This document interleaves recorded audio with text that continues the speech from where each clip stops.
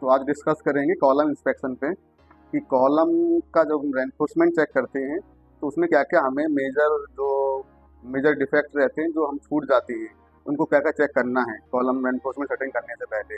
तो सबसे पहले उसमें जो हम जाएंगे तो कॉलम रेनफोर्समेंट में लेआउट करते हैं। कॉलम लेआउट हो गया, लेआउट करने के बाद जो रेनफोर्समेंट बांधेंगे तो मेजर जो सबसे बड़ा कंसर्न रहता है वो होता है लैप जोन। लैप जोन है हमारा जॉन ई जॉन बी, तो जॉन बी में ही लैप रहनी चाहिए और उसका हमें प्रॉपर पहले से एक बार मार्क कर लें कि कहाँ पे आएगा, उसी के हिसाब से बीबीएस से आपका रेनफोर्समेंट कट होगा उसके हिसाब से। तो लैप जोन हमें सबसे पहले देखना है, लैप जोन प्रॉपर जोन में आएगा। लैप जोन के बाद लैप जो है लैप लेंथ जो हमारा स्ट्रक्चरल ड्राइंग दिया है उसके हिसाब से लैप लेंथ कितनी होनी चाहिए वो प्रॉपर हमें चेक करनी है कि वो लैप लेंथ कितनी आ रही है। दूसरा, जब लैप करते हैं तो लैप करने की जगह पे हमें जॉगल जरूर करना है। जैकल करते हैं, जैकल करने से क्या होता है जो हमारा रेनफोर्समेंट का अलाइनमेंट है ना, वो अलाइनमेंट सीधा रहेगा और हमारा जो लोड डिस्ट्रीब्यूट प्रॉपर हो जाएगा, इक्वल हो जाएगा। तो जो उसका क्रैंक मारते हैं, जैकल करते हैं, उसका भी एक रेशियो है 1:6 में हमें करना है। जो डाया है उसका 1:6 में हम जैकल करते हैं और उसका जैकल करके वो रेनफोर्समेंट उसी अपना लैप जोन में आएगा।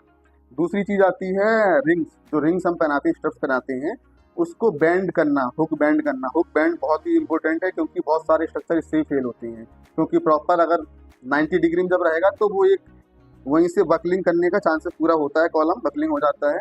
तो हमारा जो हुक रहेगा वो 135 डिग्री में बैंड करते हैं, 135 डिग्री में ही बैंड होगा। वो बैंड होने के बाद वो देख लिया हमने प्रॉपर होके, उसके बाद रिंग्स का स्पेसिंग जो हमारी स्पेसिंग ड्राइंग में दी, स्ट्रक्चरल ड्राइंग में, वो स्पेसिंग प्रॉपर फॉलो करना है।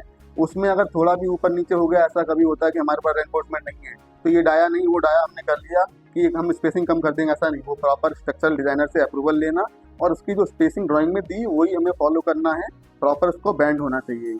ये दो बहुत ही इंपॉर्टेंट हैं कॉलम इंस्पेक्शन के लिए।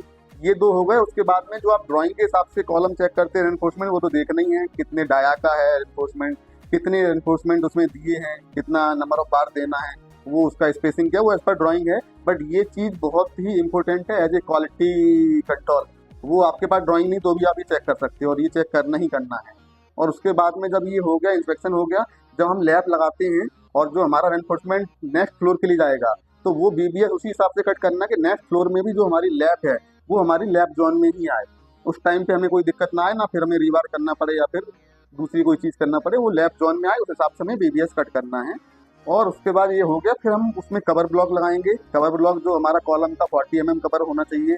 उसके बाद जो स्ट्रक्चरल डिजाइनर ने दिया वो हमें फॉलो करना है, स्टैंडर्ड 40 mm है, 40 mm कवर रहेगा।